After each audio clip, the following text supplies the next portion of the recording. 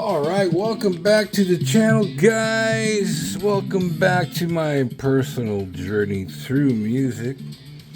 I'm just looking up a little bit of information on one of Jimmy's guitars. That's right, we are revisiting for the first time one of his finer guitars. This is the Heritage, made in Kalamazoo. This is a K series, plain maple top. Supposedly it has some sort of maybe Seymour Duncan or DiMaggio pickups. We'll find out when we put new strings on there.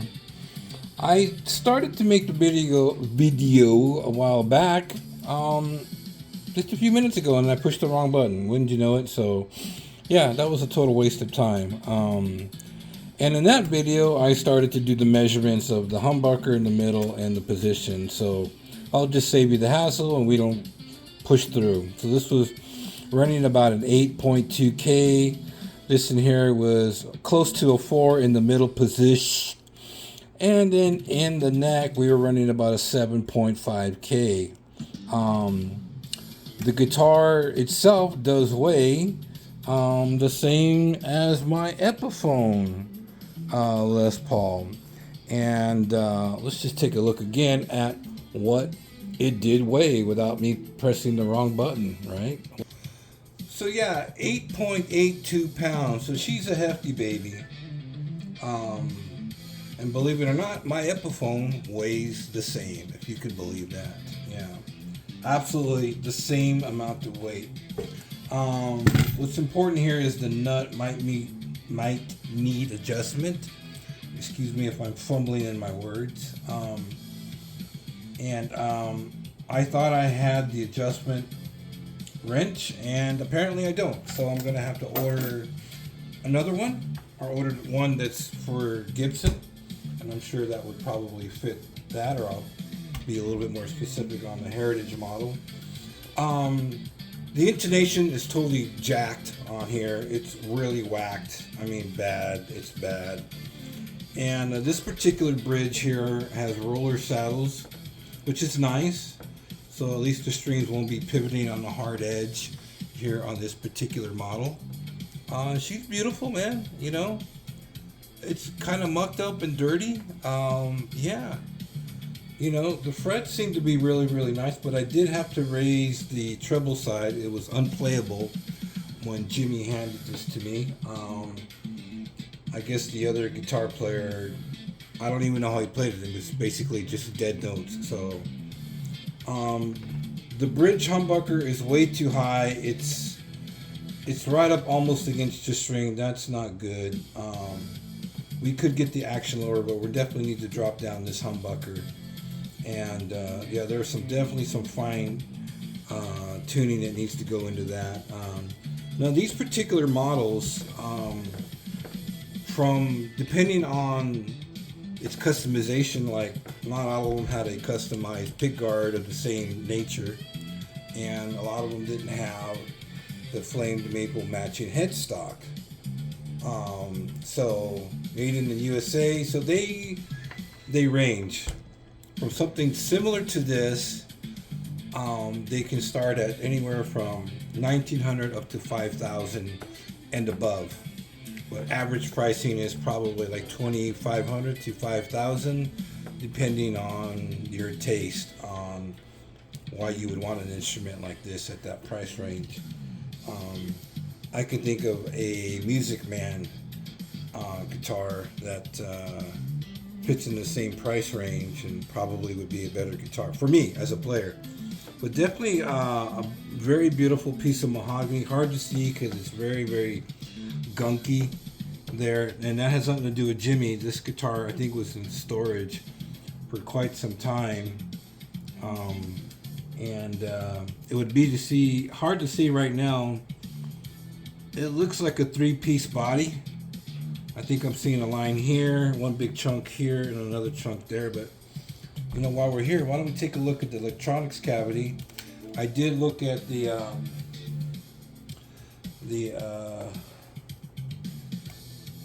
intonation, and it was crap. So let's go down here. All right, hold on. When I'm recording, I always got to make sure to press the right button, because if not, then it's kind of like... I invested over at the famous Harbor Freight Tools for all the fake tools, and I got myself some diamond-tipped screwdriver and Phillips screwdriver. I do feel a difference in your standard screwdriver. They seem to grip really nice. And I needed... I wanted some nicer ones, so I'm interested in the electronics cavity. I'm not worried about this switch. I mean, look at the switch backplate is really, really nice. It's nice and big. Compared to the round little circle you'll find on Gibson's, I think that's much more usable space. So yeah, let's get a razor blade in here. All right, let me do the reverse camera. Let's take a look inside here, guys. Let's see what's up. All right. So definitely just a simple hot and ground. We got a couple Bumblebee capacitors. Simple wiring. If I'm right, this looks like oh, it's a 4-wire. So these are not your typical Gibson type humbuckers, so they're probably not even Gibson humbuckers at all. What's that saying? Can we read that? Let me see. Do I have a flashlight around here? Come on, Todd. Can't you be more like Philip McKnight? Actually, no, I can't. So nice pots. I'm gonna say these are pretty nice pots. Definitely 500K pots. Yeah. And there's just some lettering on there. P-key. I wouldn't even know. Just so there's the lugs, hot, middle lug. So nice wiring. Definitely not shielded cavity. No paint shielding in there. That's unfortunate, but the pots look very nice. The soldering looks very, very nice. So that is a 4-wired soldering, and it's also got a really nice jack in there. It's got the barrel jack. I can't stand barrel jacks, honestly, because, you know, but I guess in this design they look nicer, but when they go bad, it's like, okay, you can't really check the soldering on those, but it is what it is. But nice cavity. Soldering looks good. If you ever want to know how to ground one of those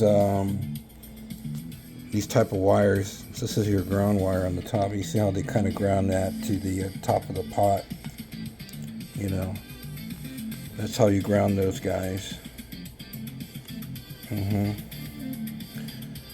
those capacitors don't look like, I almost see the same. Is it my eyes? Have I seen these capacitors in the Firefly? These yellow Bumblebees? They don't look like to be anything high end.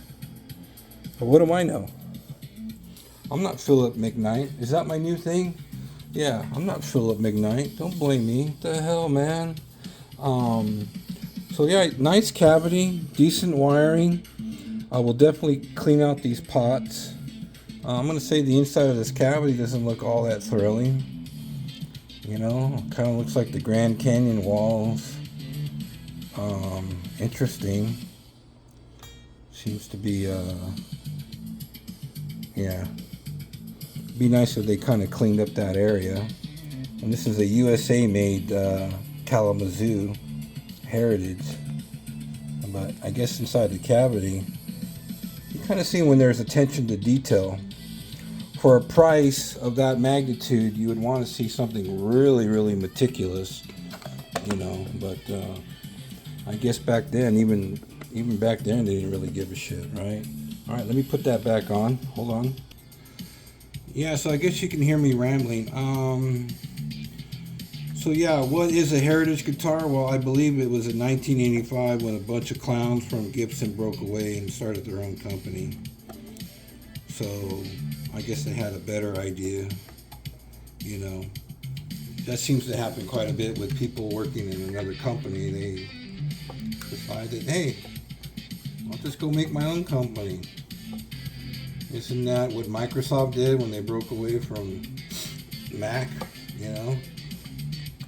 They stole their ideas. Yeah, Bill Gates, he's not a genius. He just stole the idea. Nice and roomy in there to get your hands in there.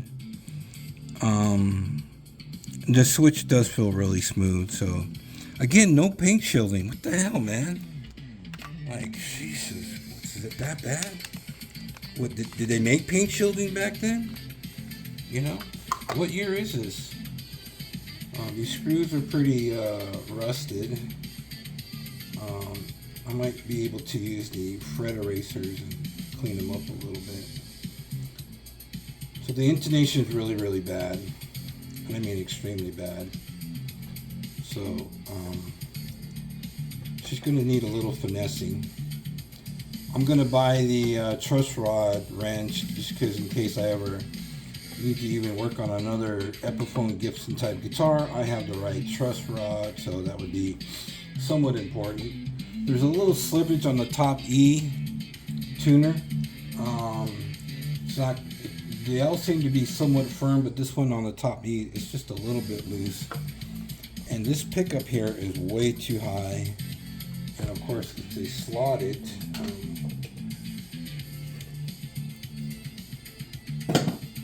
got these at Harbor Freight, diamond tipped tools. They seem to have a nice grip. You know, this one I guess is. I'm gonna lower this. It's way too high, guys. Way too high. Yeah, I mean it was really like butt up against the strings. And then this one seems to be sticking out for whatever reasons. Yeah, this is not. Yeah, so that was kind of weird. Okay, so I didn't mention it because the other video I crapped out on. So Jimmy gave me these chrome covers, and I thought they would be much nicer looking considering he's got chrome here. And so, with the chrome covers on, I think it's going to pop a little more. When I first saw the guitar, I told Jimmy the thing that kind of took away from all the beauty of this flame maple top, which is very beautiful indeed, was that the black pickups were just drawing my eyes right to the pickups. And at least with the chrome covers, you can see that it's not going to pull so strong, but the black pickups are just really pulling against the beauty of the guitar.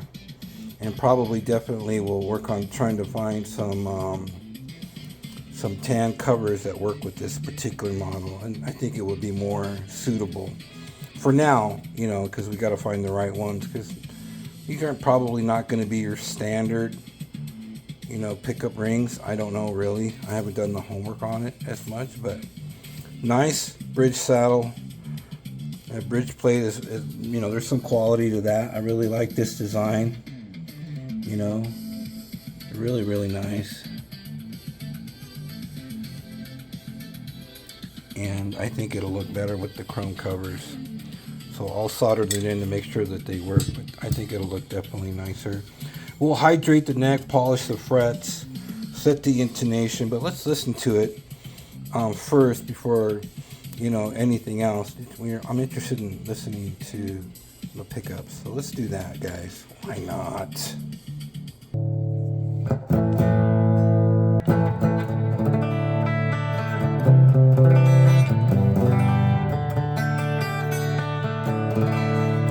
Okay, so I guess we'll just figure out on another video after it's all done. I'll make another video and we'll take a look at the back of the pickups, or we'll do it after this, a little sound test.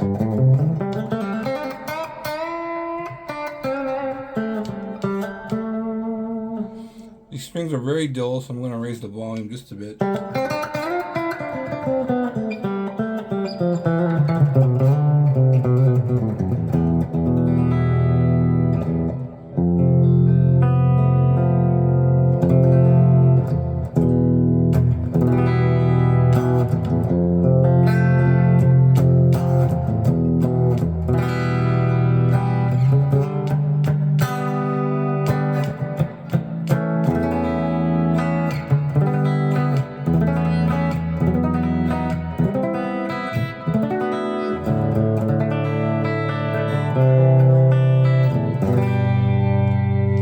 Everything is turned up.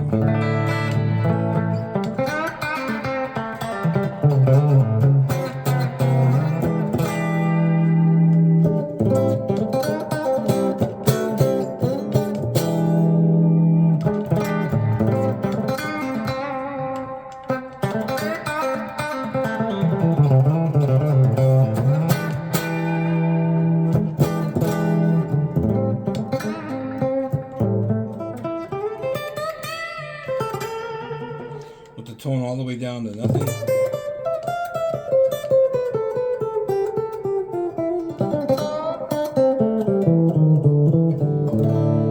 Not bad. Middle position.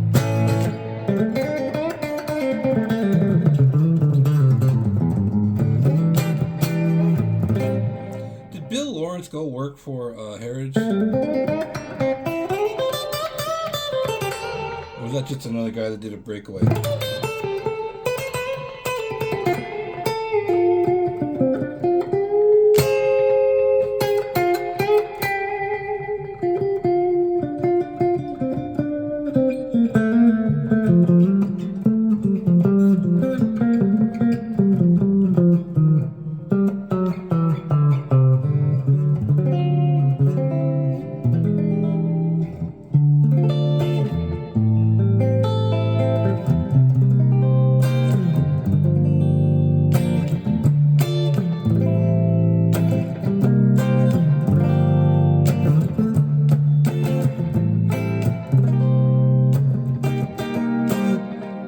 At A440, it plays really good.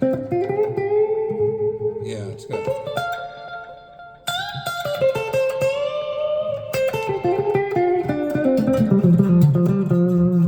This guitar plays well at A440 standard tuning, really buttery.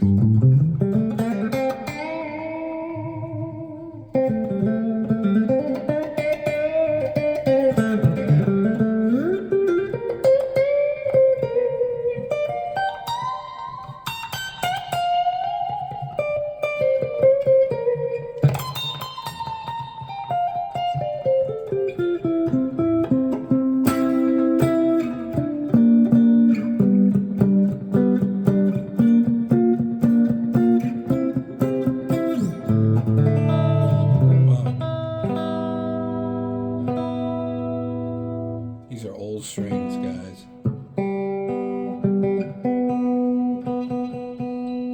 Oh, hear that kinking? Yeah. I'll have to do a little lube on that.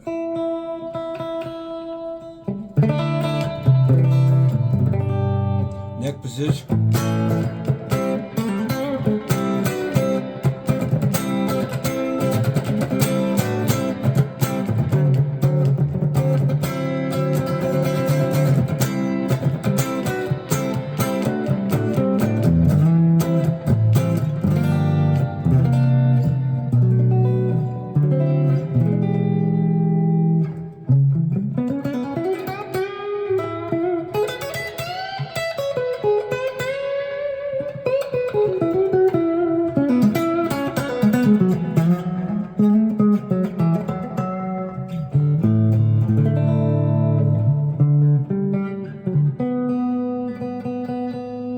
A lot of slippage.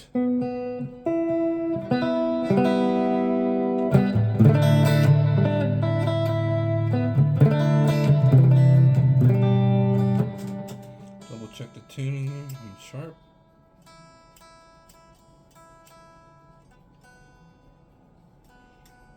These are Grover tuners, by the way.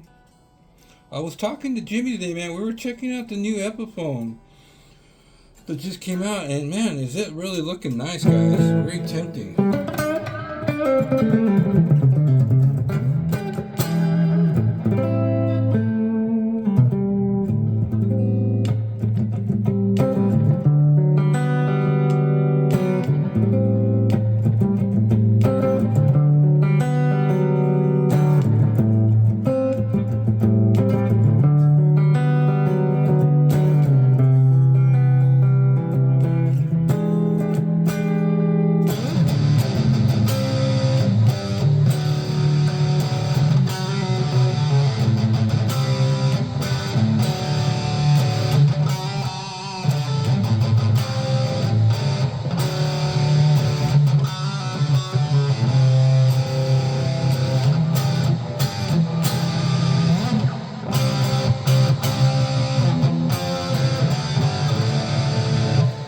Yeah, it's not staying in tune because the intonation is whacked.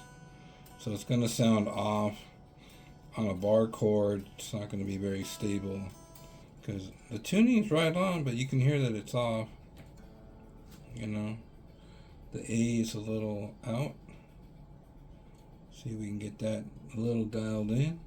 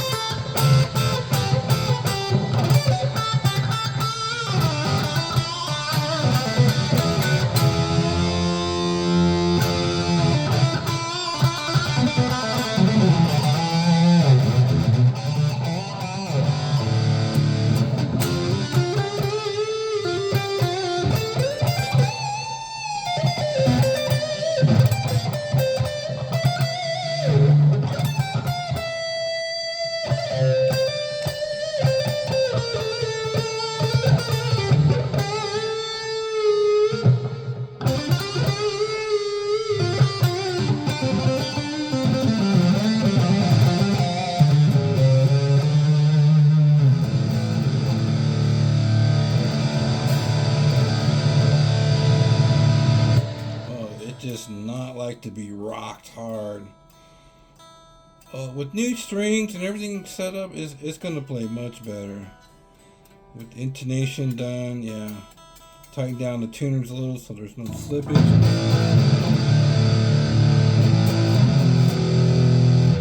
Okay, that's with the Behringer distortion. Let's hear the THU Metal Zone.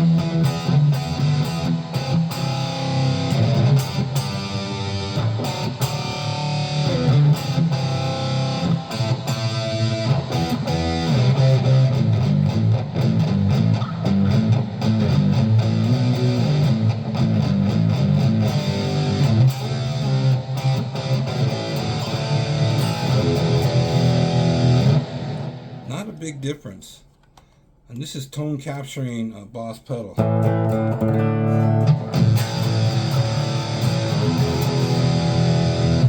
Honestly, I think the Behringer sounds better.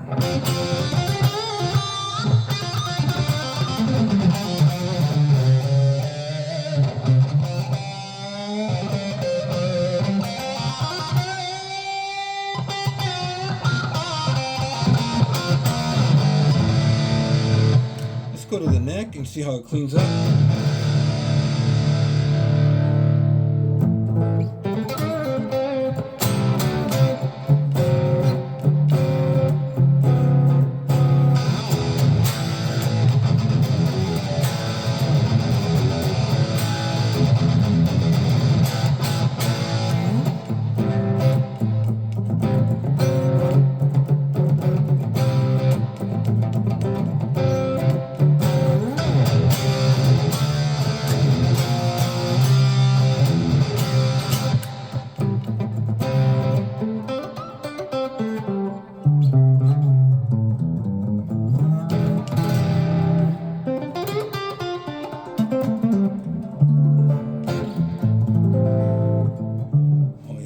Doesn't want to be. These strings are bad.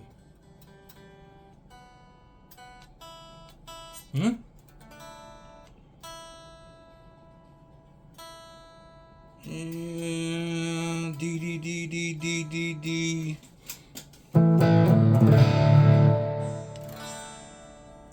Yeah, right about one.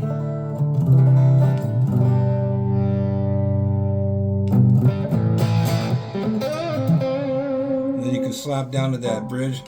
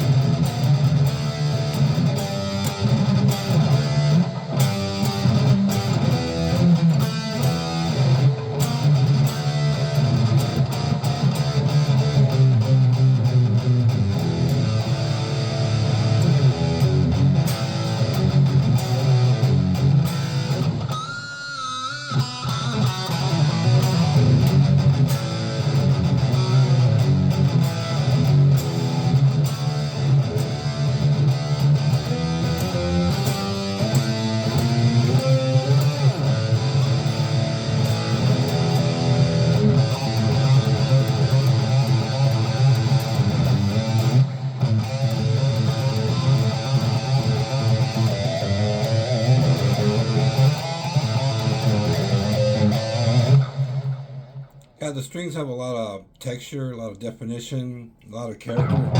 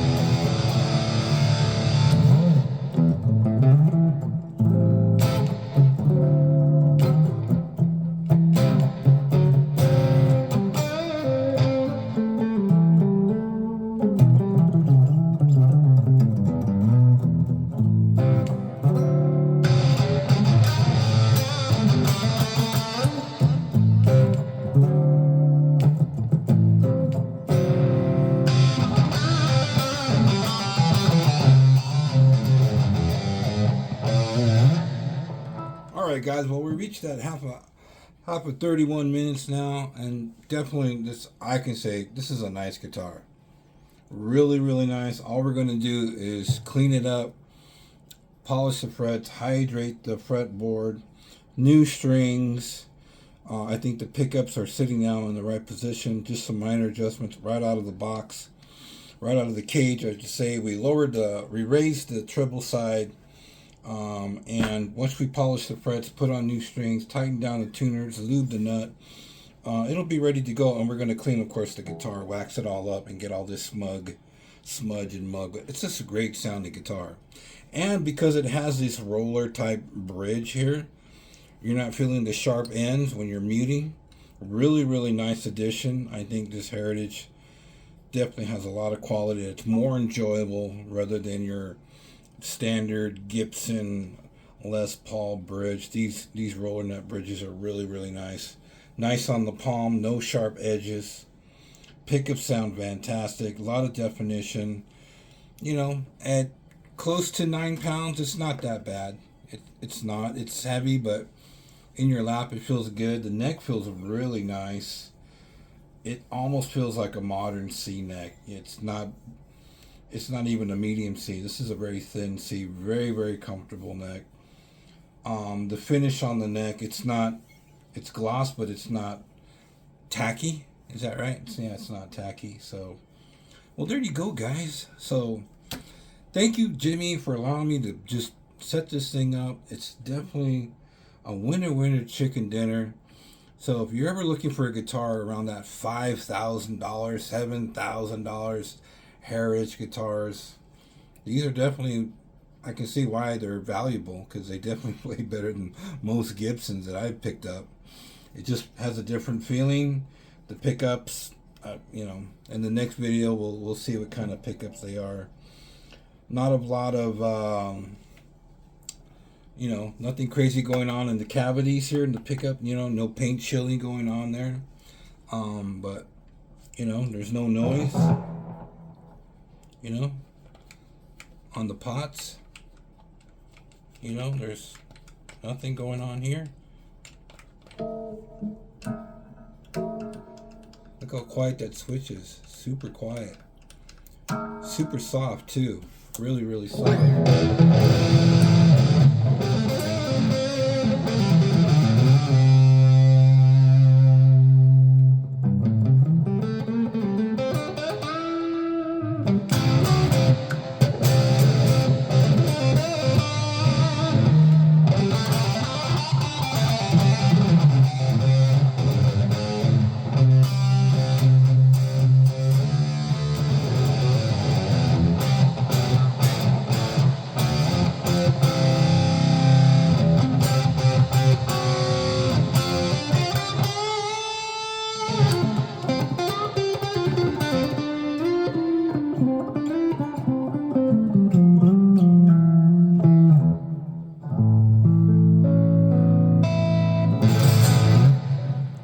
Guys, sorry for the long video, but thanks for joining the channel.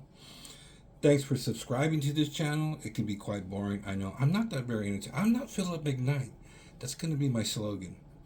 But anyway, I hope this video provided some information to this Heritage guitar. And yeah, so if you got $5 to $7 grand, go get one, right? I mean, it really at standard tuning, this thing plays great. And so we're just going to beautify it, basically. Clean it up, get the intonation right, dead zero, and winner chicken dinner, guys. So thanks for joining me today. So we did a look at the cavity. We did a readout on the pickups. We know how much it weighs. And yeah, it sounds really, really good. No monkey business going on here. It's just a straightforward, solid instrument, no doubt about it. And so I guess that's what makes these Heritage guitars valuable, I guess, because I think, to me, they just feel better right here, especially right here. And I think if you buy Gibson, they all come with that spiked, bridge like that. Why don't they do something like this? I guess that's what kind of, what Fender did with that other brand. You see, I even forgot the name of that stupid other brand. That isn't a Fender, but backed by, I don't know. Don't ask me. I'm not Philip McKnight. I don't have all the history to everything. But yeah. So I'm just 63 years old, guys. I'm going to be 64 years old, and you know, doing things like this is a joy. Thank you, Jimmy, for letting me set it up. It is a really nice guitar. I'm glad that at least I'll be able to play a little bit of it. It's really, really sweet. Very, very nice. Very good feeling in the hands. Excellent hardware. Really nice switch. You know, it's not at all loud. It's very, very smooth. Just just a really balanced instrument. Really, really nice. I like what they did here. Yeah, super sweet. So sorry for the long video, guys, but as always, have a blessed week and take care.